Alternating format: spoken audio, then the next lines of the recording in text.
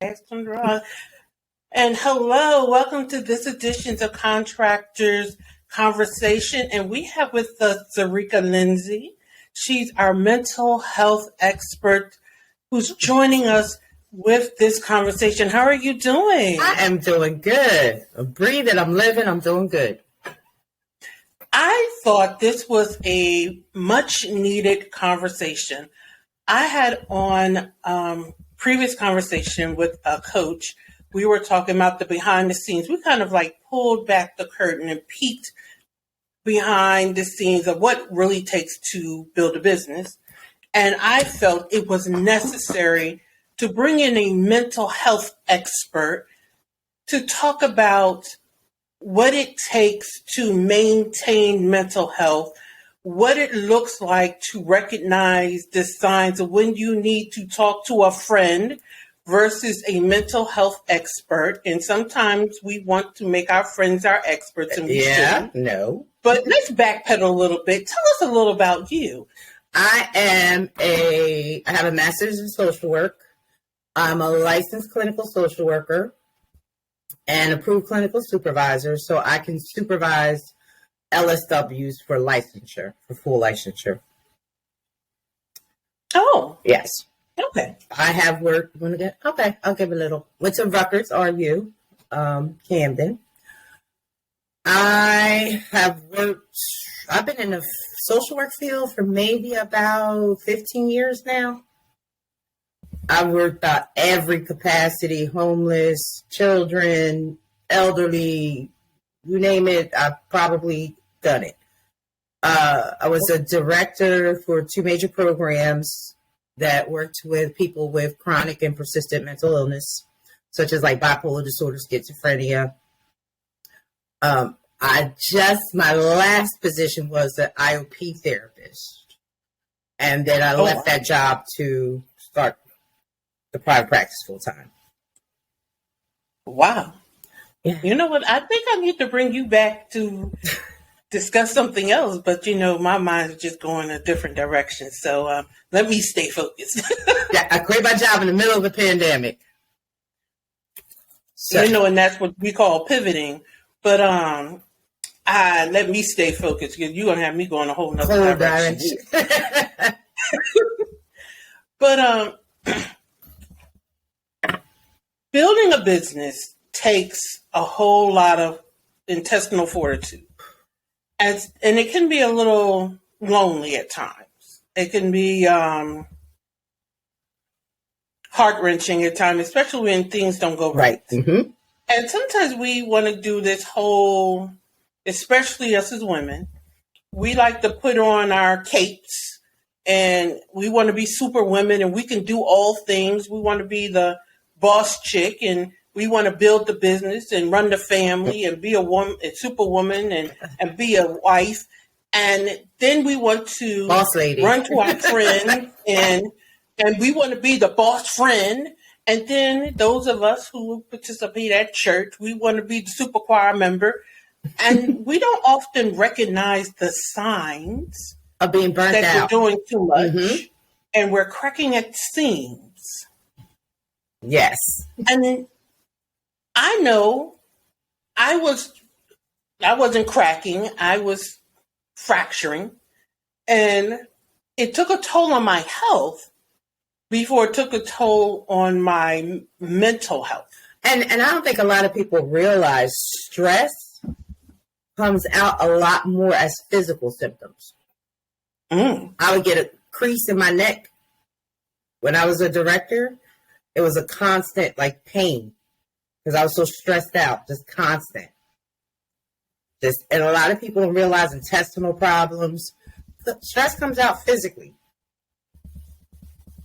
Takes a toll on your body. So that pain in your gut is really your emotions telling you. Go talk to somebody, yeah. And that somebody isn't always your best friend. No. And I always say people really should have a therapist just because. I have a therapist that I see weekly. And I always tell people because they're shocked, and I'm like, well, why would you be shocked? If I'm telling you that therapy works, why would I not go to therapy? Now, you know what? Let's back I up want a to be an little bit. example. Like, trying to be an example. Let's back this conversation up just a little bit. Because I think there's a stigma around therapy. We imagine padded cells and well, let's just be honest. Therapy has a stigma, especially with women, especially Women of in color. the minority communities. Men. There's just a stigma around therapy. Men of color. Men of color. It's a very big stigma. And in people of color in general, we're always just kind of been raised and taught to kind of like put your big girl panties on and deal with it. Mm-hmm. And like I made an example at the Martin Luther King event and about Damar Hamlin when he basically died on the field, and there's like grown men just crying, distraught. And a lot of people expected them to go take a 5-minute break and go suit back up. That was horrible. I was traumatized. Like, I'm sitting at home crying. I don't even know this boy. And I'm sitting here like, those are his teammates, his friends. And they just watched him die on the field, and they're trying to bring him back. But a lot of people expected them to go take a 5-minute break, go suit up, and go back out there.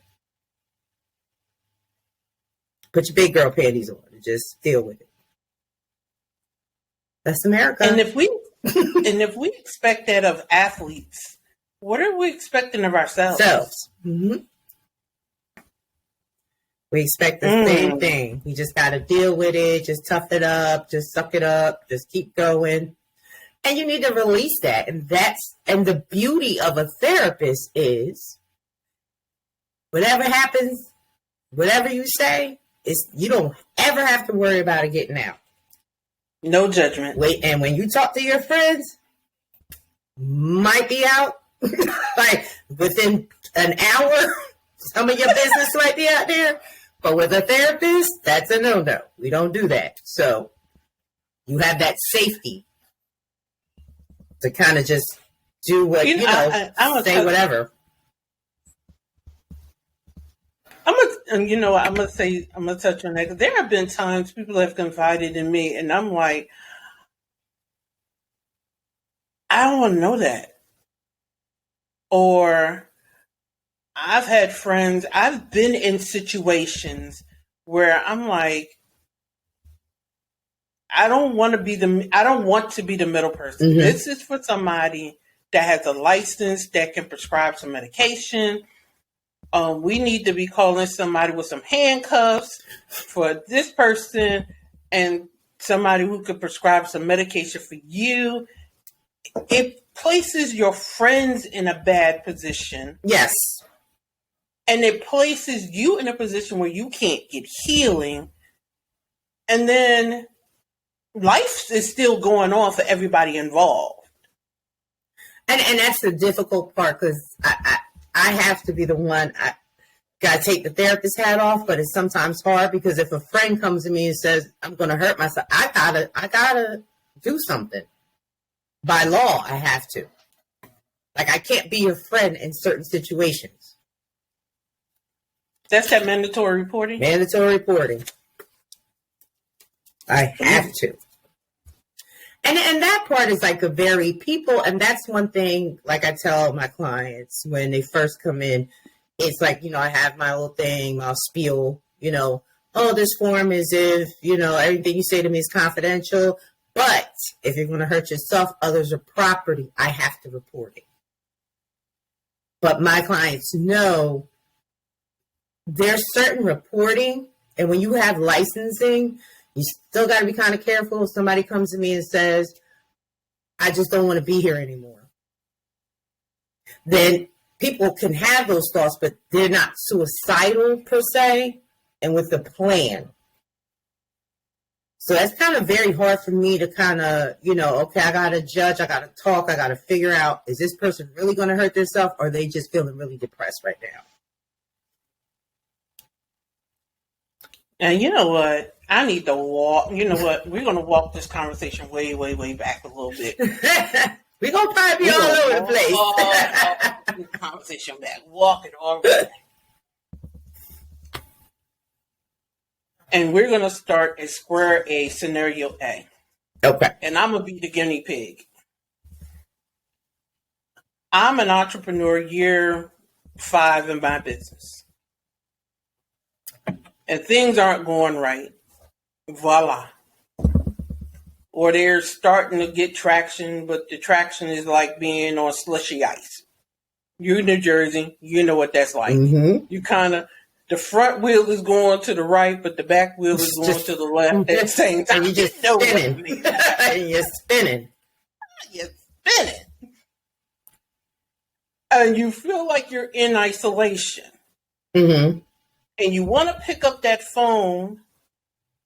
However, as in a previous episode, you have your business friends and you have your friends, but you don't know who you should call. Your advice would be? This is hard for me because a lot of my friends are therapists, so we kind of call each other kind of like, But that's why I say people really should have a therapist that they see either weekly or bi-weekly. And you would be amazed, every coach that I follow, the coach I have, you know, her first advice when I first met her, when I started my business back in 2011, back in 2013, she has the first piece of advice she gave me was to get a therapist. Yeah.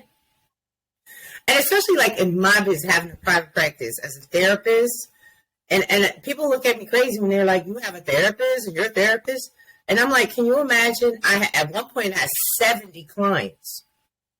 In the height of the pandemic, I had 70 clients. So can you imagine if I'm seeing 7, 8 people a day and everything is trauma, he beat me, I got raped, I got molested, I'm intaking a lot of energy, a lot. And I can't pick up the phone and call my friends and say, oh my God, because then I'm violating HIPAA. I got to talk to my therapist. Wow. And a lot of times I don't want to put that on other people either, because they might be going through something. Like I have one girlfriend, when she calls and she needs to vent, the first thing she'll say is, do you have emotional space for me?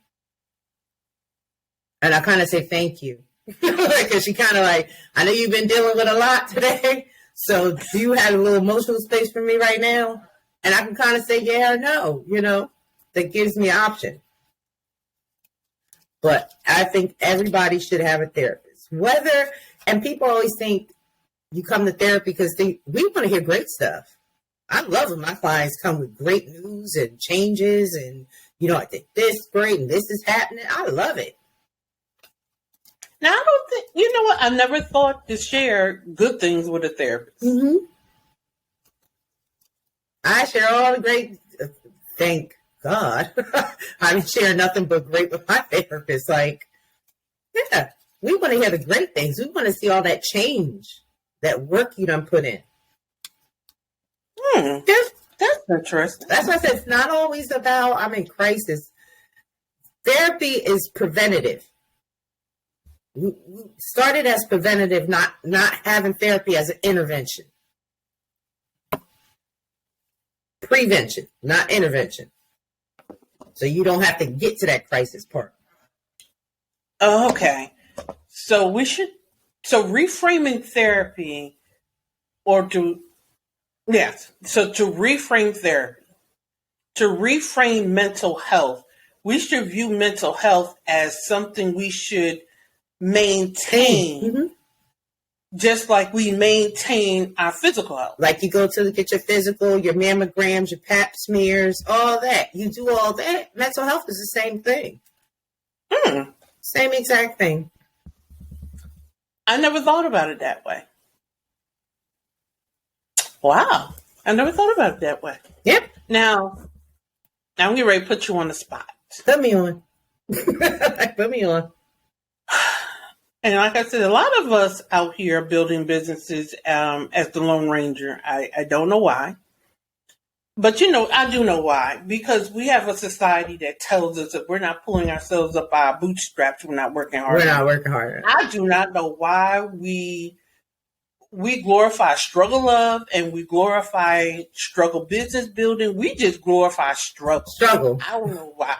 I took my cape off and burned it. And doing too much. We've glorified.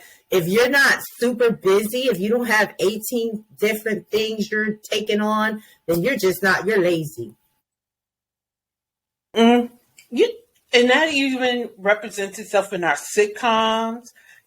How many of us remember the Wayans brothers skit, Hey Mom? Yeah. They made a joke out of it. Yep. Everybody had 25 jobs.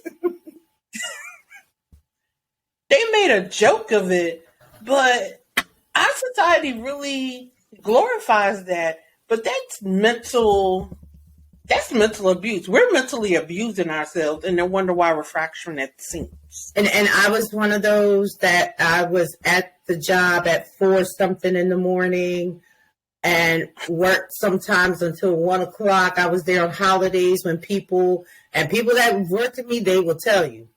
It was all day, every day, work. Crazy. I was crazy. I was hurting. Just nuts.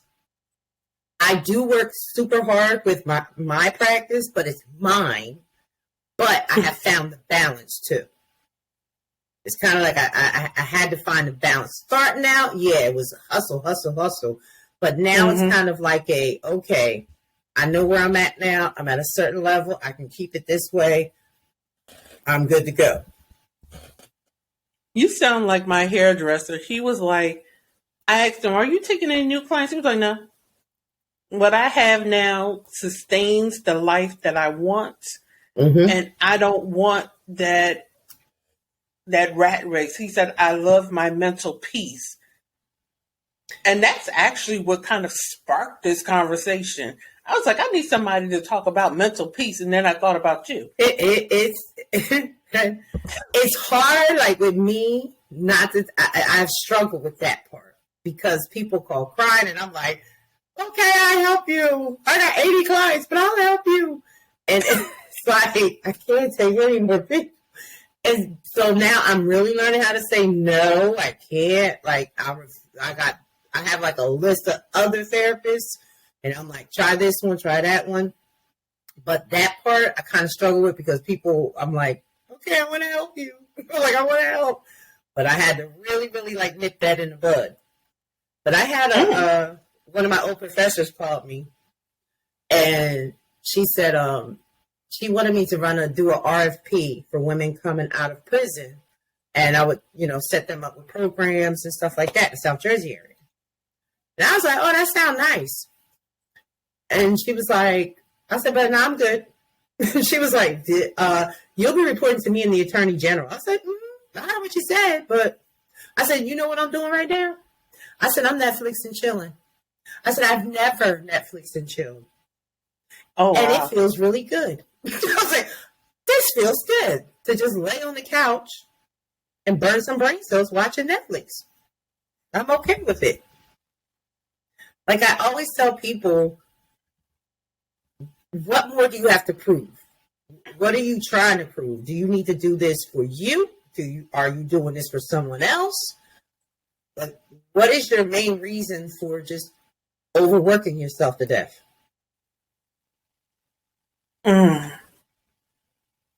That's freedom right there. What do you have to prove, and who are you proving it to? to? I said, I've done all that. I've done it. And now I'm passing the torch to other people. I don't want to do it anymore. I want to do my practice. I want to teach, and I'm good to go. You're a teacher? I teach at Rowan College. I teach sociology at Rowan College. Wow. And that decision, because I taught before, and it was kind of like I love teaching, and it's like a monotony sometimes with therapy. It's like therapy all day, every day, all day, every day. And I'm like, I got to break this up. So sometimes when you're in business, you got to kind of know yourself, know what's going on, kind of like, okay, I got to do something different. And I think that's the hit and miss with businesses. You got to know, it's like, okay, I got to do something different. That didn't work. Let me do something different. And you need to know when the difference is up leveling versus quitting versus transition. Mm-hmm. But you can't recognize the cues if you're mentally exhausted. Yes. It is very imperative.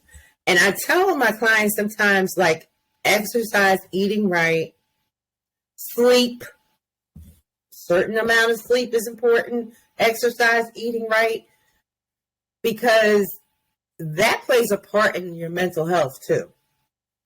That's about 8 hours, sleep 6 to 7 hours, hour at the gym, maybe like hour, maybe a just meditation, reading a book. That's like only about 9 hours out of your day, not 10 hours out of your day. How long do we spend sitting on TikTok? TikToxic, I call it TikToxic.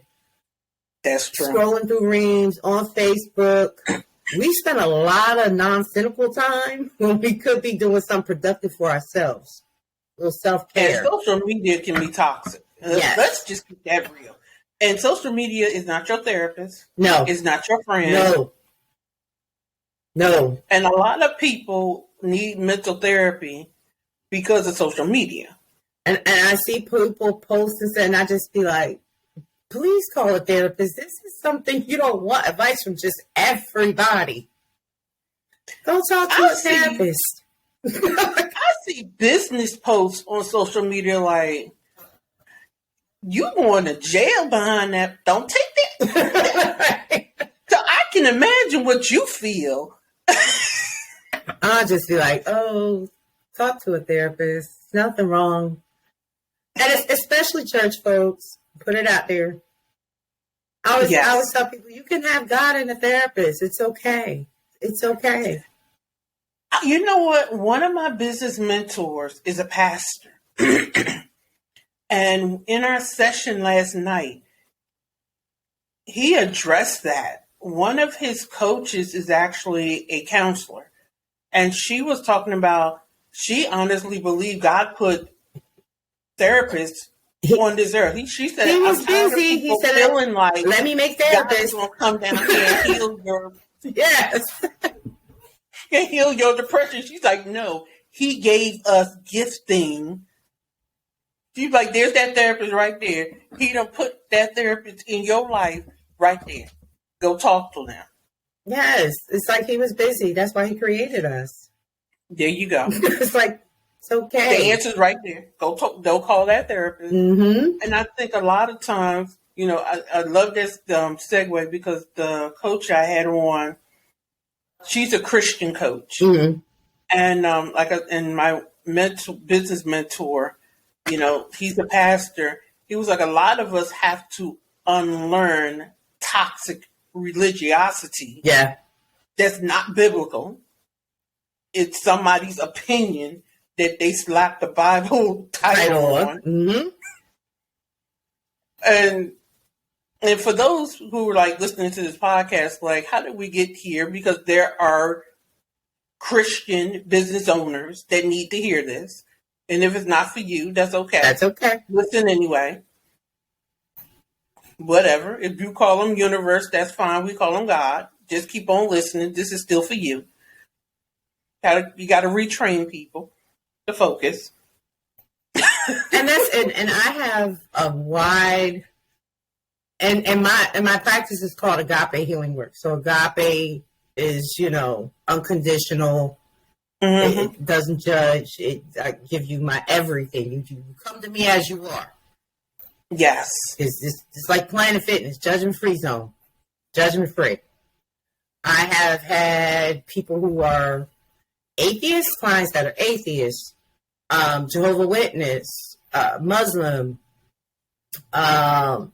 Christian, Buddhist, polyamorous, gay, transgender. I take everybody. Besides little kids. I don't do little kids. Got to be preteen. Oh, you don't do kids? No. Teenagers. No. That's the only thing I... But, and it's a good thing to where it's like, I can talk to people who are Jehovah's Witness. I can talk to people, and I always tell people, I'm not a Christian counselor, but honey, when I need to use the Bible, I can use it. There you go. I can use it. I can use it and it can help you. So I don't kind of like place myself in a box of, I'm a Christian counselor, I'm just a therapist for people of color, just therapist for LGBTQ. Like, I take anybody, everybody. And I think people have to realize boxes is for your grandma's church hat. Yep. For your Christmas decorations. Boxes are not for people. And I really believe that's what's led to the mental, I don't know if there's really a mental health crisis or if there's a mental health awakening that's going on in the world. I don't know. I think which one it is. It's an awakening. I think that's what happened with 2020. I said 2020 forced, because I literally quit my job August 6th of 2020 and just decided to do the practice full time.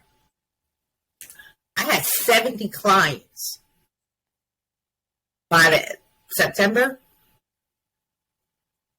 It was just people just coming. And I said what 2020 kind of did was it forced people to stop and slow down. Yeah. Then when you stop and you slow down, you have to look at everything around you and look at yourself. And a lot of people didn't like what they saw. Yes. Yeah. I'll agree with that. They didn't like what they saw. So it was kind of like okay, let me go talk to somebody. Let me go get some help. I don't think everybody paused long enough. I don't think that pause button was long enough for some folks, but honestly, I'm like, could the world shut down for maybe like 2 more months? Like, just 2 months. Let's get that little, it was a nice. I think some people paused too long and some people didn't pause enough. That's another conversation. I'm like, oh, that was a time where everybody got to just actually slow down and kind of work on themselves, work on their marriage, work with their children, like get back to where we actually have conversations with each other. Now, some of these conversations, now I am what I love to call a conversationalist voyeur. I like to lurk in conversations. Mm-hmm. And it all ties back for those who are trying to figure out where we're going. So just walk with us a little bit. I find that some of these conversations, people are like purging. Yeah. But after you purge, you need to pause. And then it's like purge and pause, but the pause ain't there. The pause isn't there. The reflection of, okay, what just transitioned right now? Yes. What did I purge out? But like, don't go back to your vomit again. That's the part. That's the part. And that's the part where the therapist comes in at. And I think what's happening is people have been going to social media, and social media can be a viable tool. Can be. But I think what's happening is people, unfortunately, everybody has access to social media, and they're using social media to amplify their purging, but there's no pausing, and now they're, sorry for the vulgar image, lapping up their purge. Mm-hmm. Going right back to the vomit. Going right back to the vomit. And you got people in there like kind of enticing and egging it on and kind of, yeah. And you got people in there, everybody, social media and word my nerves. I have clients coming in talking about, I think I have a borderline personality disorder. self-diagnosing. So I've been seeing you how long? Who told you that? Well, I seen on TikTok. I said, you know what? I said, well, I just went to school, all this school for nothing, huh? Some Everybody's a narcissist. Everybody's a narcissist. Everybody has borderline. Everybody got bipolar. I said, Lord, I wish y'all. I said, there's criteria.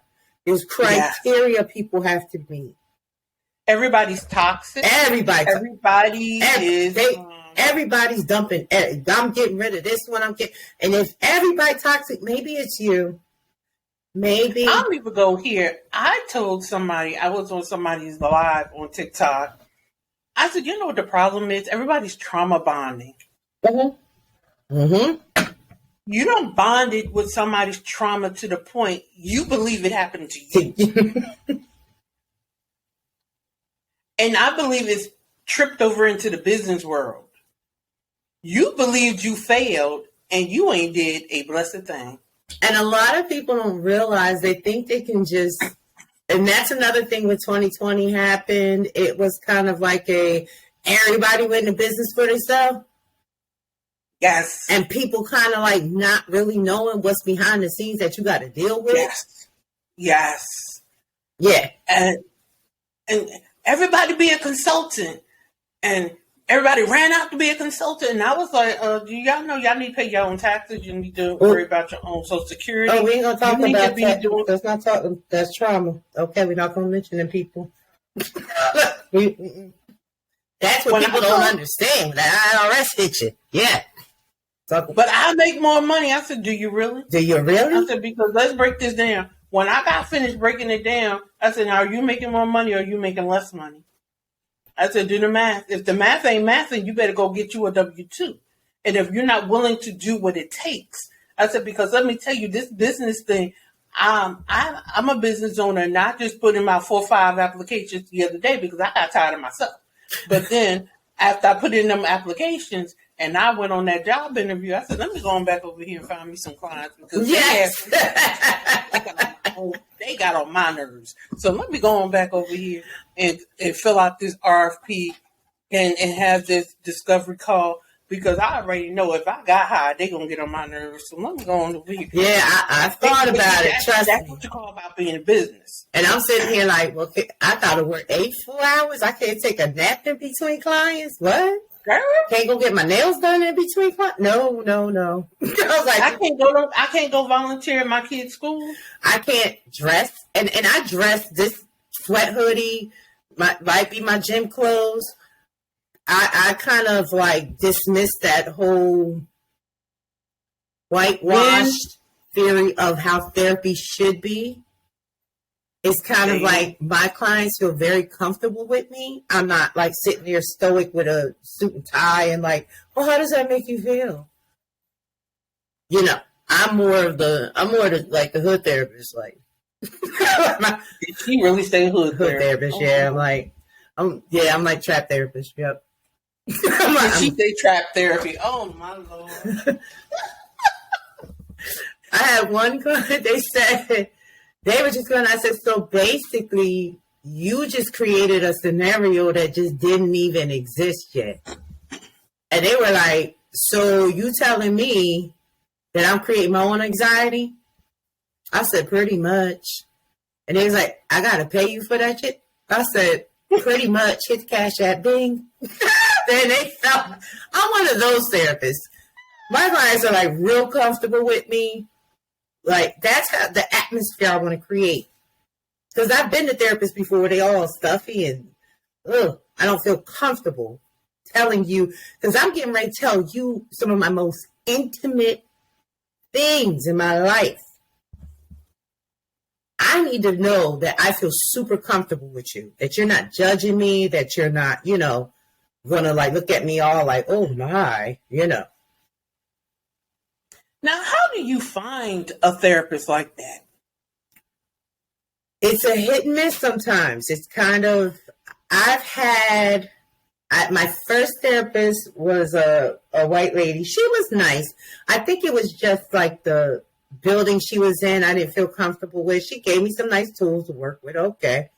Then I had a black therapist, woman, phenomenal.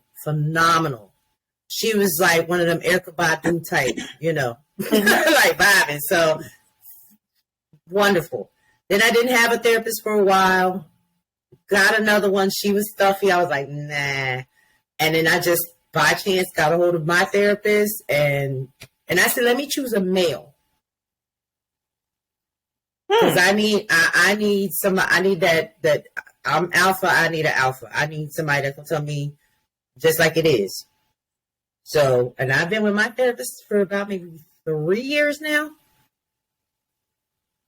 Okay. And he tells me he gave it to me.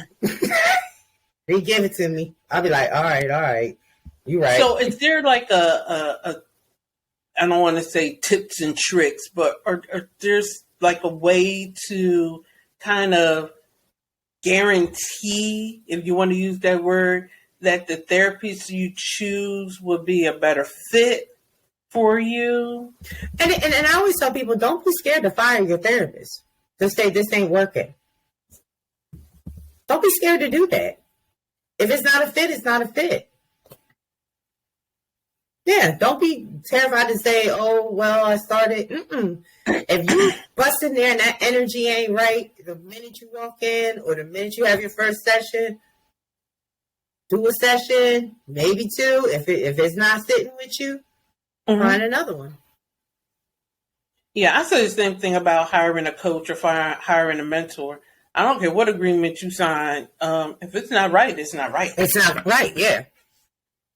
Especially you paying $20,000, $30,000, $50,000 in these streets, and that person isn't the right one.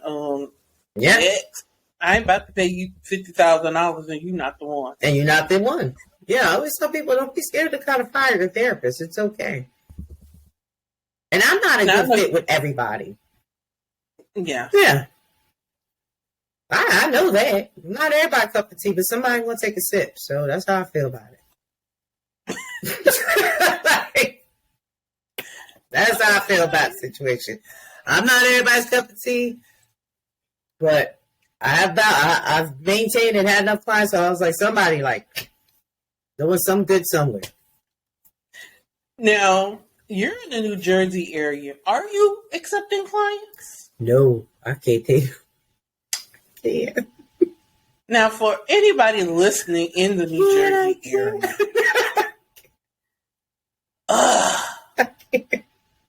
yes. I do have a list of therapists, other therapists that some are accepting new clients. And what I really want to try to do is get together, like, especially like in this South Jersey area, Mount Laurel, Sicklerville, all that, like therapists where we can kind of like, okay, we might have a once a month meeting. Are you taking clients? What insurances you take? Do you take this? Okay. So my list can get bigger. Because I do feel guilty turning people down. I really do. That's what I struggle with. Okay. Because I don't want people to feel like they're hopeless. Okay. We can kind of pull together some resources. And you're in the New Jersey area.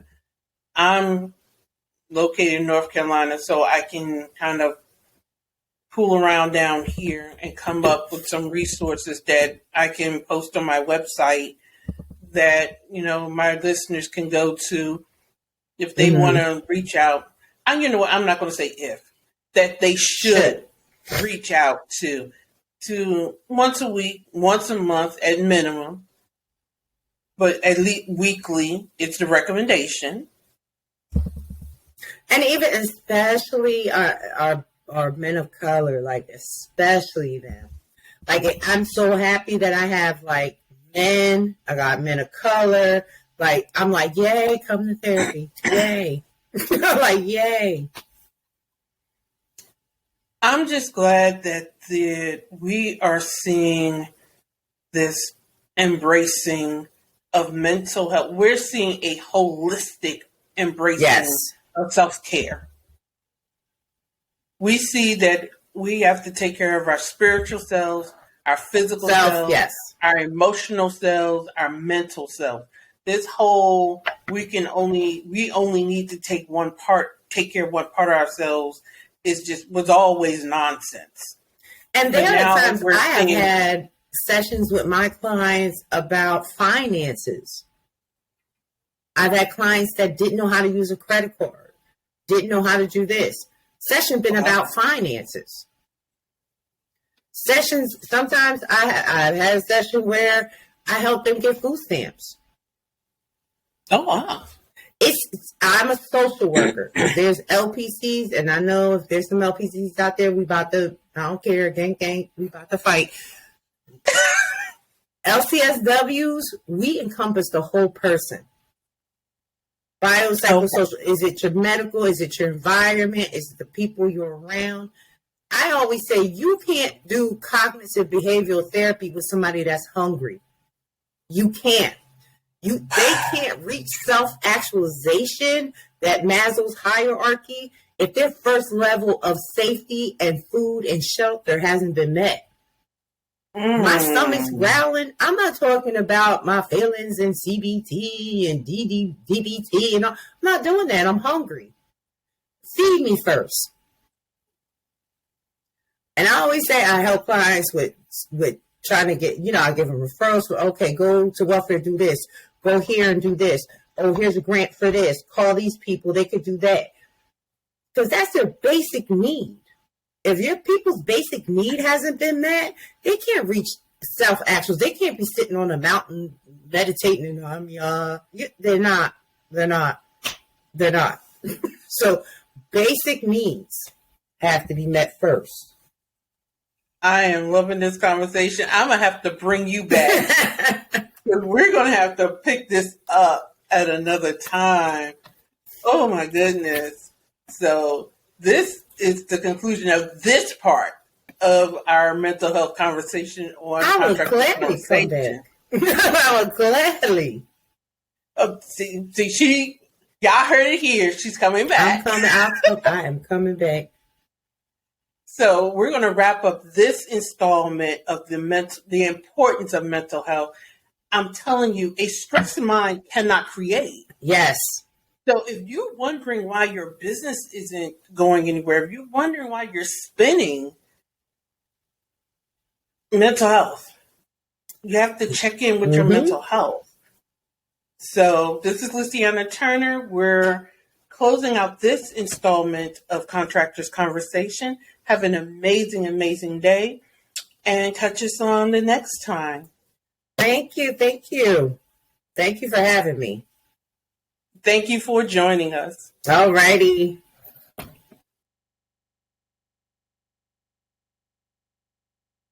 And hello, welcome to this edition of Contractor